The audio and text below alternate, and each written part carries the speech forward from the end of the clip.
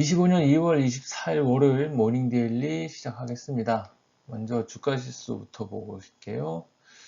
코스피 0.02% 강보합으로 끝났고요. 코스닥은 또 좀 센 모습 보였습니다. 0.8% 오르는 모습을 보이면서 강한 모습을 보였습니다. 셀코리아 끝인가요? 이제 계속 쉽게 그렇게 꺾이는 모습을 안 보이고는 있습니다. 하지만 비싼 수준에는 어느 정도 와 있다. 뭐 아주 비싼 건 아니지만 그렇다고 싼 것도 아닌 이런 수준에 와 있습니다. 외국인이 계속 좀 팔고 있어요. 지난 금요일에 한 2천억 정도 현물을 좀 팔긴 했는데 기간이 좀 받쳤고요. 이런 부분들은 뭐 현물 쪽에서 좀 매수가 많이 들어와 주면 좋겠는데 그 부분은 아직 잘 이루어지고 있지는 않습니다. 그래서 셀코리아가 완전히 끝나고 바이코리아다 라고 얘기하기에는 아직은 좀 어려운 상황으로 보입니다. 돌림판은 계속 또 돌아갔습니다.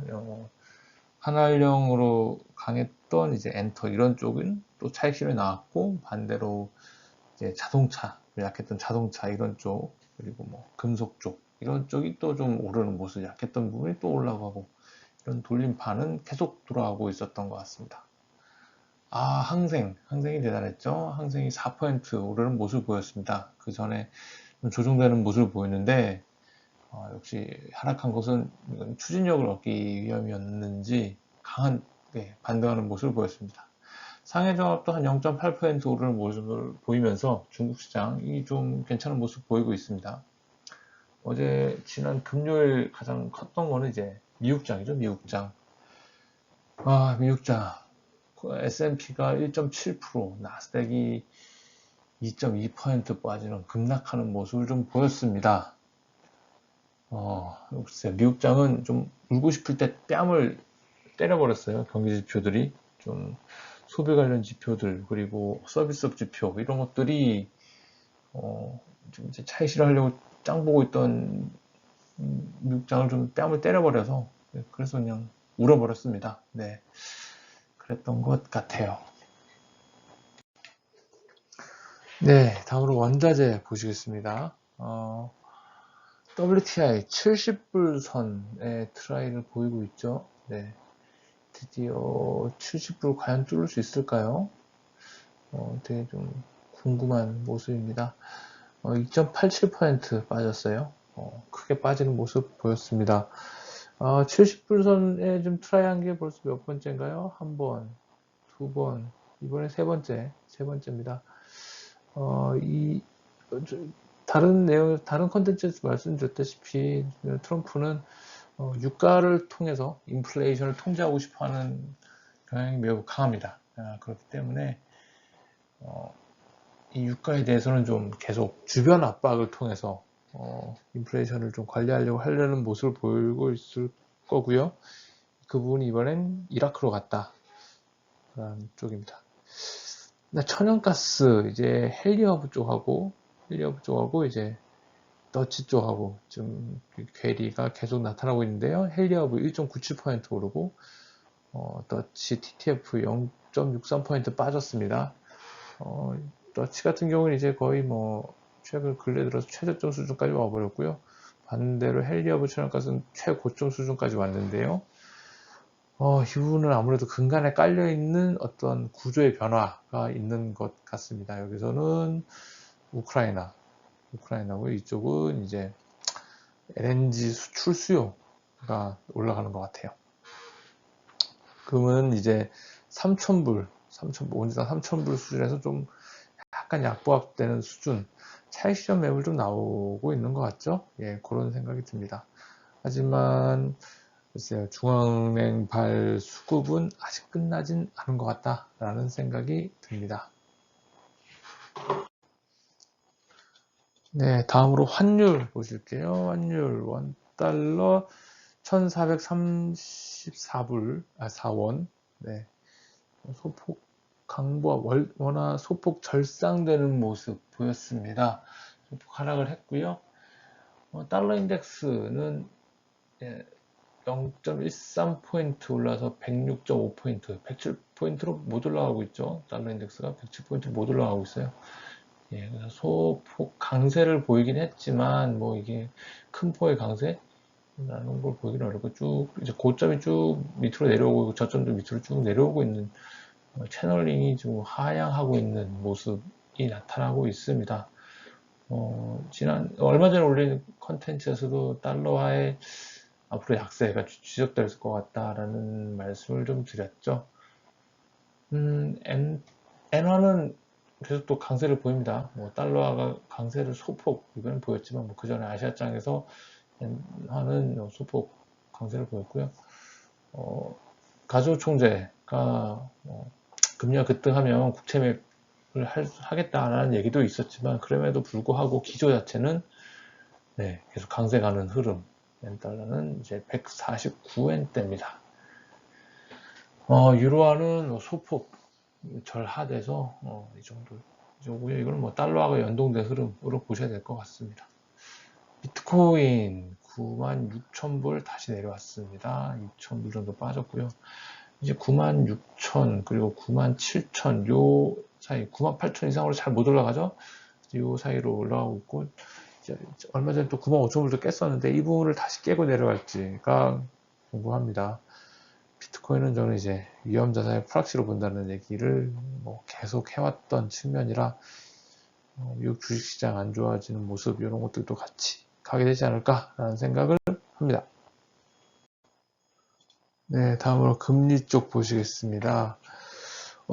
일단 국내 금리 원달러 하락되고 그러면서 이제 금통위 부담이 좀 약화됐죠. 금통위 부담도 약화되면서 금리가 1.2bp 하락하는 모습 보였습니다.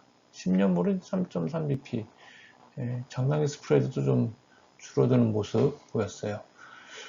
이 정도 수준이 고점이 아닌가라는 생각이 좀 들긴 합니다만 국내 금리와 변동성이 좀 워낙 줄어들어 있어가지고 이게 이 폭이 너무 줄었어요. 이게 다 내일 모레 있을 금통위 덕분 때문이 아닌가라는 생각이 들고 금통위 대기 모드 들어가 있는 상황입니다.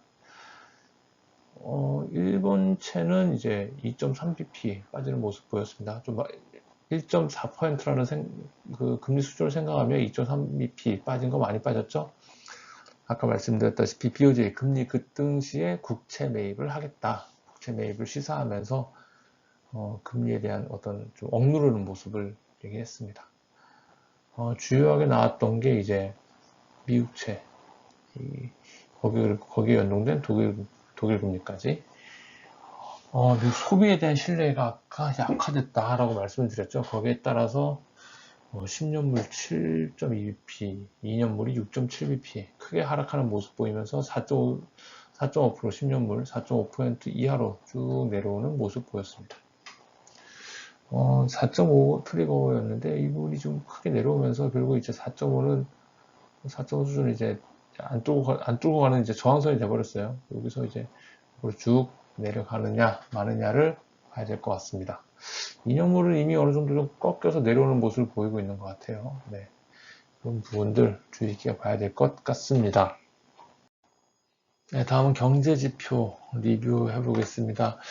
지난 금요일에 제가 경제지표를 좀 빼먹었어요. 사실 좀 지난 금요일 장에서 중요하게 작성된 부분들이긴 한데 이게 원래는 예전에는 그렇게 많이 중요하게 안 봤는데 이거 좀 주가가 많이 올라가 버린 것 같아서 좀 스킵을 했었는데 이 부분이 되게 중요하게 작용을 했었네요.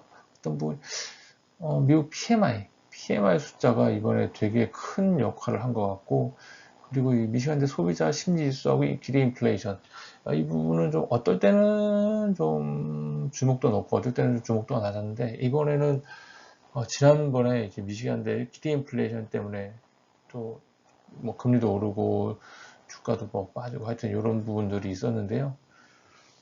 이거를 놓쳤었어요. 이거를 그렇게 지난달에 꽤 반응이 셌었다라는 거를 간과하고 이번에 안 했었는데 이번에는 좀 챙겼고 이것도 있었는데 중요한 건 이게 ISM 제조업 지수가 있기 때문에 제조업 지수하고 서비스업 지수가 있기 때문에 이거를 그게 좀 신경을 덜 썼는데 이번엔 이게 은근히 작용을 많이 했네요. 그래서 좀 지표를 보시면 일단 일본 CPI가 MM으로 0.5%, MM이 0.5면 사실 높은 겁니다. 기준금리를 올린다라고 얘기할 수 있는 그런 근거가 있는 것 같아요. 일본 CPI MM으로 0.5% 올랐다. 그래서 높은 금리, 인플레이션이 살아있다. 이쪽 볼 수 있고, 유로존 종합 PMI가 이분이 지금 50.2로 나왔어요. 실제 예상치 50.5를 좀 하회했습니다만 그래도 50이라는 기준선 위에는 좀 어느 정도 있습니다. 프랑스 이런 데가 좀 안 좋게 나타났는데 근데 2월 독일의 사실 유로존의 경제 심장은 독일이죠. 독일의 제조업 PMI, 독일도 좀 제조업 국가인데 46.1로 예상치 45.5, 이전치 45를 전부 다 상회하는 결과였습니다. 사실 독일 경기는 46.1 이게 50 이하거든요. 50 이하여서 좋은 건 아닌데 예전보다는 좋아졌다라는 걸로 얘기를 해야 되는 측면이고 또 이런 부분들은 워낙에 유로존에 대한 경기에 대해서 기대를 안 하고 있었다. 기대가 없다. 기대가 없습니다. 기대가 없었었는데 좋아지니까 웬일이야? 뭐 이런 느낌인 것 같아요.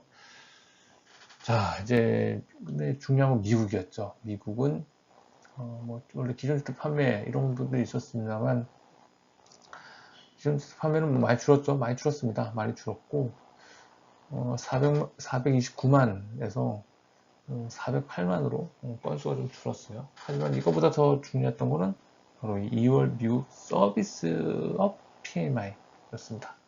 49.1, 49.7. 요 근래 이 숫자가 ISM 서비스업도 그렇고 50 이하로 내려간 적이 없었던 것 같아요. 네. 그런데 이게 정말로 급락을 해버렸다. 50 이하로 내려가는 모습을 보였다라는 거고요. 예상치는 심지어 이전치보다 좀 높게 나오는 거였어요. 뭐 소폭이지만 이렇게 나오는데 이건 뭐냐. 여지없이 이전치까지 다 깨버리고 내려갔다. 그래서 제조업 PMI가 예전보다 좀 높게 나오긴 했지만 이건 뭐 중요한 게 아니다. 사실 미국의 GDP 70%인가요? 뭐 하여튼 산업의 70%인가가 서비스업으로 이루어지고 있는 나라라서 제조업이 중요한 게 아니죠. 그래서 물론 서비스업보다 제조업 일자리가 더 양질이고 이렇다고 얘기는 하지만 일단 뭐 절대 다수를 구성하고 있는 게 서비스업이니까요.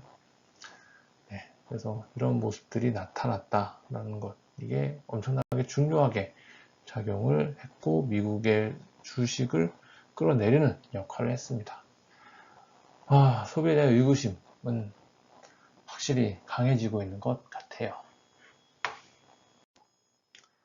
네, 오늘의 이벤트의 포커스입니다. 네, 먼저 독일 2월 IFO 기업 환경 지수가 있죠. 예. 일단 독일 쪽에 뭐 ISM 제조업 지수 같은 어떤 그런 서베이 지표 중에 하나입니다. 그래서 뭐 서베이 지표의 특징이죠. 프리퀀시가 높다는 거. 가장 빨리 발표된 지수 중에 하나. 뭐 이런 걸로 생각을 하시면 될 것 같고요. 그리고 미국 1월 시카고 연준 제조업 지수 0.15 수준, 미국 2월 댈러스 연준 제조업 지수 14.1 이렇게 예상이 되어 있습니다. 중요한 지표는 좀 중요성이 좀 떨어지는데 사실 시카고 연준 제조업 지수 같은 경우에는 이제 ISM 제조업이나 뭐 이런 부분하고 좀 연동이 좀 상관성이 커서 그렇긴 한데 지금은 다시 한번 얘기했지만 제조업보다 서비스업이 더 중요한 시즌이라 원래 서비스업이 더 중요했지만 지금 현재 방향성은 제조업은 좀 올라가도 서비스업이 왕창 떨어지느냐 마느냐를 지켜보는 싸움이기 때문에 이 부분들은 조금 이제 중요도가 좀 떨어진다라고 생각이 됩니다. 시장 포커스입니다. 자, 미국 재정과 고용 그리고 뭐 추가적으로 하나는 웰스 이펙트라고 해야 되나요? 웰스 이펙트 이 세 개로 이루어졌던 미국의 돈이 떨어져 가는 소리가 들리고 있습니다. 소비가 이제 조금씩 위축되고 있는 모습이 보이고 있는 것 같아요. 네. 그래서 이 부분이 우리나라 시장에는 어떻게 적용할까? 물론 뭐 안 좋게 적용하겠죠. 이제 이거 어디까지 프라이싱 할 거냐라는 거고, 자, 여기서 이제 끝난 게 아니죠. 이제 이건 뭐 미국 얘기고, 우리나라는 이제 원화표시 자산이지 않습니까? 이제 원화표시는 이제 산다는 스탠스로 봐도 될런지, 이제 원화가 더 이상 약해지는 것, 기초적으로 약해지는 거는 좀 이제 일단락 되었다라고 보고, 원화표시 자산을 뭔가 사야 돼. 주식이든 채권이든 뭐 어떤 거든 사도 되는지 뭐 이런 거를 좀 지켜봐야 될 것 같습니다. 그래서 월요일 날 장이 이제 미국 금요일 장을 전부 다 풀리 다 반영하느냐 아니면 그만큼 더 약하게 반영을 하고 또 다른 흐름 보이느냐 이런 걸 좀 봐야 될 것 같아요. 하지만 다른 흐름 보인다 하더라도 이제 글로벌 흐름과 완전히 따라올 수는 없죠. 글로벌 흐름과는 아예 뭐 방향성이 쭉 이렇게 하는데 뭐 아예 이렇게 하고 이렇게는 안 되고요. 뭐 이렇게 갈 때 뭐 한 이 정도 또는 이렇게 갈 때 또 한 이 정도 뭐 하여튼 또는 이 정도 이렇게 가는 요런 거 민감도가 좀 다르게 작용한다라고 얘기를 할 수 있는데요. 그런 흐름이 나타날 수는 있고 대신 방향성 자체가 이렇게 아예 반대로 가는 거는 좀 없습니다. 그렇다면 이런 상황에서 어떤 자산을 사야 될 것인가, 우리는 투자를 어느 쪽으로 해야 될 것인가 라는 거를 봐야 될 것 같고 그럼 지금 주식이 좀 안 좋은 상황인데 그럼 주식이 빠지면 어떤 걸 해야 되냐, 뭐 채권을 할 거냐 또는 뭐 주식이 빠질 때 방어주 어떤 특정 어느 정도 모멘텀이 살아있는 특정 테마를 할 것이냐 아니면 향후에 아주 길게 가서 쭉 올라갈 거를 이제 저가 매수를 할 거냐 이런 스탠스를 잡으셔야 될 것 같고요. 추가적으로 신흥국으로의 자금 흐름을 보셔야 될 것 같다. 제가 주목하고 있는 거는 중국이 일단 있고요. 두 번째는 이제 브라질을 저는 좀 보고 있다. 브라질이라면 브라질 채권이죠, 채권. 브라질 채권 이런 걸 좀 봐야 될 때 아닌가라는 생각을 하게 됩니다. 네, 이제 오늘도 월요일입니다. 네, 좋은 하루 보내시길 바라고요. 네, 지금까지 마켓남이었습니다. 구독과 좋아요 눌러주시면 감사드릴게요. 고맙습니다.